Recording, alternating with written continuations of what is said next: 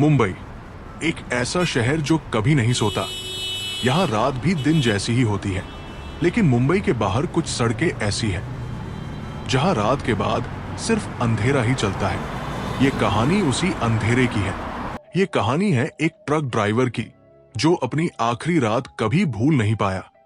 रमेश पाटिल पिछले 15 सालों से ट्रक चला रहा था।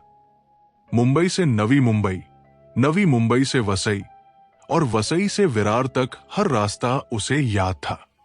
लोग भूतों की बातें करते थे तो रमेश हंस देता था।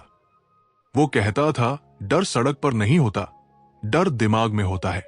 उस रात रमेश को नवी मुंबई से वसई कंस्ट्रक्शन का सामान पहुंचाने का काम मिला। समय था रात के 11:40। हल्की बारिश हो रही थी। सड़क लगभग खाली थी। चारों तरफ सिर्फ पेड़, अंधेरा और ट्रक की आवाज। रमेश ने रेडियो चालू किया, लेकिन वहां सिर्फ शोर था, कर्कश आवाज। उसने चैनल बदला, फिर भी वही आवाज। तभी उसे एक धीमी सी फुसफुसाहट सुनाई दी। ऐसा लगा जैसे कोई बहुत धीरे बोल रहा हो। रमेश ने तुरंत रेडियो बंद कर दिया, लेकिन आवाज बंद नहीं हुई। अब वो आवाज और पास लग रही थी, जैसे कोई उसके कानों के बिल्कुल पास कुछ कह रहा हो। रमेश ने शीशे में देखा, पीछे कोई नहीं था। उसने खुद से कहा, थकान है, बस थकान। ट्रक आगे बढ़ता रहा। कुछ देर बाद रमेश की नजर सड़क के किनारे खड़ी एक औरत पर पड़ी। सफेद साड़ी, बाल चेहरे पर गिरे हुए, बारिश में भीगी हुई। आसपास कोई घर नहीं था, कोई बस स्टॉप नहीं। रमेश का दिल कहा मत रोक, लेकिन इंसानियत ने ब्रेक लगवा दिया। उसने शीशा थोड़ा नीचे किया और पूछा, मैडम सब ठीक है? औरत ने धीरे से सिर उठाया। उसकी आंखें बहुत उदास थी।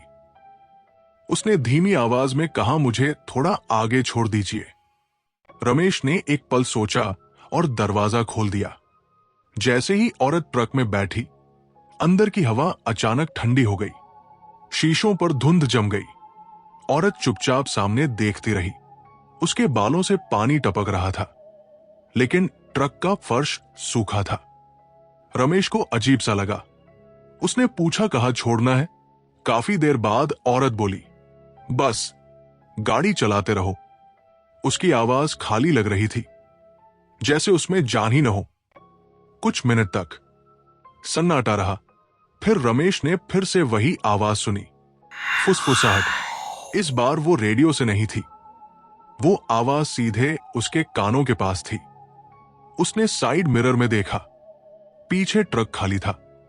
उसने बगल में देखा, औरत मुस्कुरा रही थी। उसके होंठ हिल रहे थे, लेकिन वो रमेश से बात नहीं कर रही थी। रमेश का दिल तेजी से धड़कने लगा। डर को छुपाते हुए उसने पूछा, आप इतनी रात यहां क्या कर रही थी? औरत ने धीरे धीरे सिर घुमाया। उसकी गर्दन असामान्य रूप से मुड़ गई। वो मुस्कुराई और बोली, मैं यही मर गई थी। रमेश ने जोर से ब्रेक मारा। ट्रक चीखता हुआ रुका। उसने बगल की सीट देखी। वहां कोई नहीं था।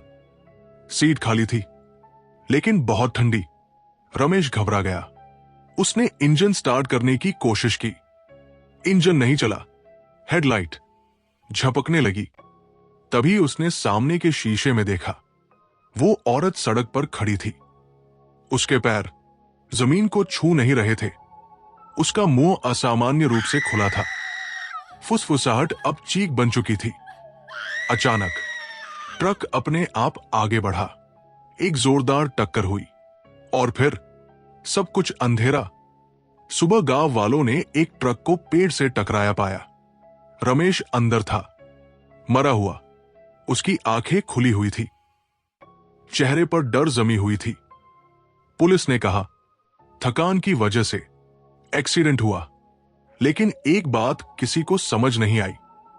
ट्रक की पैसेंजर सीट के पास गीले नंगे पैरों के निशान थे, जो कहीं जाते नहीं थे। आज भी ड्राइवर कहते हैं, उस सड़क पर रात 30 के बाद एक औरत लिफ्ट मांगती है। कुछ कहते हैं उन्होंने एक ट्रक देखा जो बिना लाइट के चलता है, बिना आवाज के और बिना ड्राइवर के। लोग कहते हैं वो रमेश है, अब भी अपनी आखिरी यात्रा पूरी करने की कोशिश में। अगर आप कभी मुंबई के बाहर रात में गाड़ी चला रहे हो और अचानक फुसफुसाहट सुनाई दे, तो रुकना मत, पीछे मत देखना और किसी को लिफ्ट कभी मत देना, क्योंकि कुछ सवारियां मंजिल पर नहीं उतरती, वो आपकी जगह लेना चाहती है।